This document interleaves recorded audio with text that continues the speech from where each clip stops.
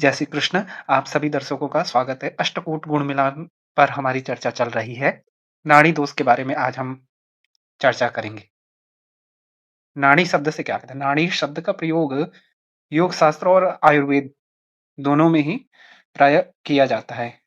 इस शब्द का जो हम मतलब समझते हैं मतलब नस, नली इत्यादि जिससे मतलब रुधिर प्रवाह होते-होते स्वच्छ होता है। इसी प्रवाह की गणनानुसार वैद्यक शास्त्रों में स्वास्थ्य का अनुमान लगाते थे। अर्थात नाड़ी से मनुष्य की शारीरिक अवस्था का पता चलता है। ज्योतिष में भी नक्षत्र भेदानुसार 3 नाड़ियाँ मानी जाती हैं। यदि आपको आपका जन्म नक्षत्र पता है तो बहुत ही आसानी से या नाड़ी चक्र से आप अपनी नाड़ी पता कर सकते हैं।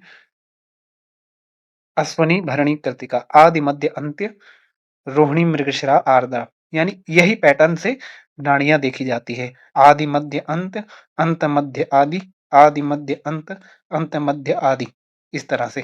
तो अश्विनी, भरणी, कृत्तिका, रोहिणी, मृगशिरा, आर्द्रा, पुनर्वसु, पुष्य, श्लेषा, मघ, पुरुर, फाल्गुनी, उत्तर फाल्गुनी, हस्त, चित्रा, स्वाति, विशाखा, अनुराधा, ज्येष्ठा, मूलम, पूर्वाषाढ़ा, उत्तराषाढ़ा, श्रवण, धनिष्ठा, शतभिषा, पूर्व भाद्रपद, उत्तर भाद्रपद और रेवती।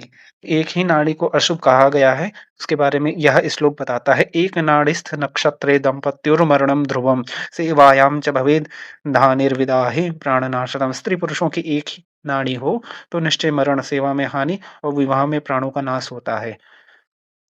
यदि एक ही नाड़ी हो यानी वर की भी आदि नाड़ी हो और कन्या की भी आदि नाड़ी हो तो यह नाड़ी दोष कहा जाता है।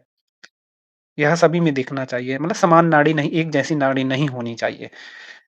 आदि नाड़ी वरम हंति मध्य नाड़ीं च कन्याकाम अंत्य नाड्यां द्वयोर्मृत्युर्नाड़ी दोषम त्यजेत बुधः। यानी आदि नाड़ी यदि दोनों की आदि नाड़ी है, नाड़ी दोष उपस्थित हो गया है तो यह वर के लिए अच्छा नहीं है।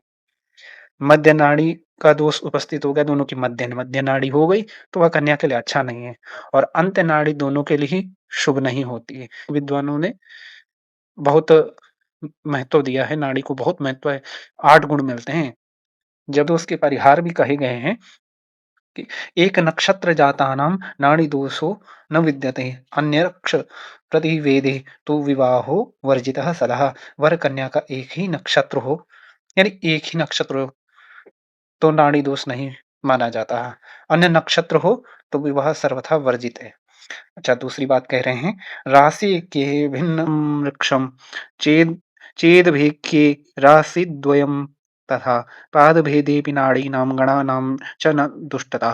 राशि की एकता से भिन्न नक्षत्र, राशि की एकता हो यानी राशि दोनों के एक हो और भिन्न नक्षत्र हो, नक्षत्र अलग हो और नक्षत्र एक हो पर राशि अलग अलग हो। कई बार ऐसा होता है कि एक नक्षत्र दो राशियों में होता है, तो नक्षत्र एक हो पर राशि अलग अलग हो या एक नक्षत्र में भी चरण भेद हो तो नाड़ी और गण दोष नहीं माना जाता है। ये परिहार बता रहा हूँ।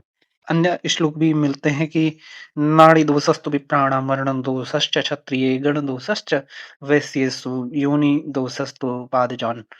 ब्राह्मणेतर वर्ण जातियों के लिए नाड़ी दोष नितांत उपेक्षणीय नहीं होता है।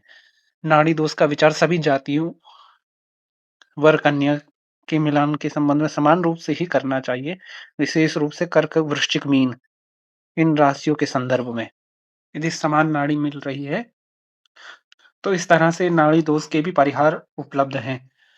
यदि ऐसी स्थिति आती है कि अति आवश्यक ही होता है, नाड़ी दोष का परिहार भी नहीं मिल पा रहा है, उसकी शांति की जाती है। मुहूर्त गणपति का यह श्लोक है।